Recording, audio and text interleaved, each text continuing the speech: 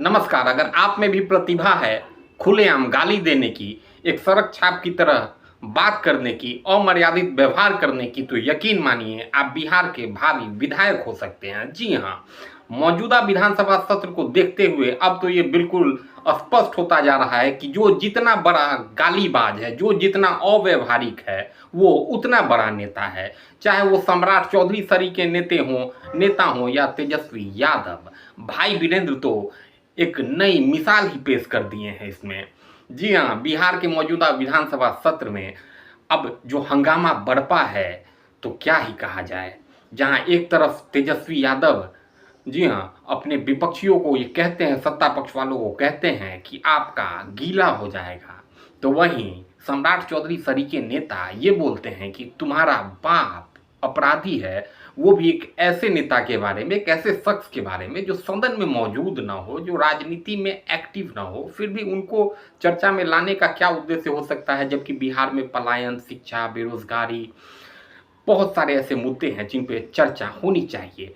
SIR भी एक मुद्दा है, इस पे भी चर्चा हो, कोई गुरेज नहीं है। लेकिन ये क्या, आप तो चर्चा के नाम पे एक दूसरे की फजीहत करने लगे हैं और बिहार की जनता को मानो ये बतलाना चाह रहे हैं कि हम आप ही की लड़ाई लड़ रहे हैं। ये कौन सी लड़ाई है साहब, जहां आप एक दूसरे के माँ बहनों का अनादर करते हैं। भाई वीरेंद्र का तो क्या ही इसमें कहा जाए, उन्होंने तो बिल्कुल मानो कसम खा रखी है कि कभी भी किसी से व्यवहारिकता से पेश नहीं आएंगे। हालांकि इसमें कोई एक पार्टी इन्वॉल्व नहीं है, सारी पार्टियां इसमें एक पे एक नज़ीर पेश कर रही हैं।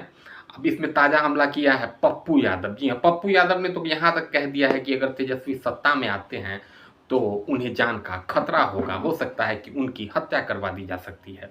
अब सोचिए कि महागठबंधन जो तेजस्वी को नेता समझता है, मानता है, कम से कम राजद खेमा तो जरूर मानता है, उसके एक सहयोगी कांग्रेस पार्टी के एसोसिएट मेंबर जो कि अब उनके सीडब्ल्यूसी में जाते हैं, उनके बहुत की प्लेयर हैं, वो जब इस तरह का भाषा प्रयोग कर रहे हैं तो आप समझ सकते हैं कि बिहार की राजनीति, बिहार विधानसभा अभी पूरी तरह से खुला नहीं है, स्पष्ट नहीं हुआ है। आने वाले समय में कौन पार्टी क्या करेगी कुछ भी नहीं कहा जा सकता है। एसआईआर एक बहुत गंभीर मुद्दा है। अब हालांकि एसआईआर का जो कार्य था वो संपन्न हो चुका है, लेकिन आपको क्या लगता है जो 62 लाख लोगों का नाम कटा है, क्या ये आने वाले विधानसभा चुनाव में फैक्टर बनेंगे और परिणामों को प्रभावित करेंगे?